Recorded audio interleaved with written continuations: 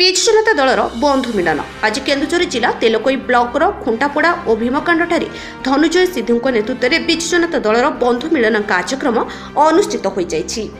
ଏହି ବନ୍ଧୁ ମିଳନ କାର୍ଯ୍ୟକ୍ରମରେ ତେଲକୋଇ ନିର୍ବାଚନ ମଣ୍ଡଳୀ ବିଜୁ ଜନତା ଦଳର ଶତାଧିକ ବରିଷ୍ଠ ଅଧିକାରୀ ନେତା ଯୁବକ ଉପସ୍ଥିତ ଥିଲେ।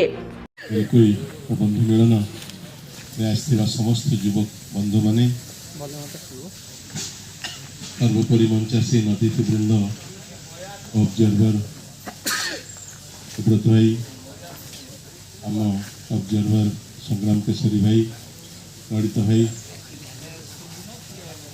ये उपस्थित समस्त को मो तरफ हार्दिक अभिनंदन जनाऊँगी कृतज्ञता जनाऊँगी एत गुण आपने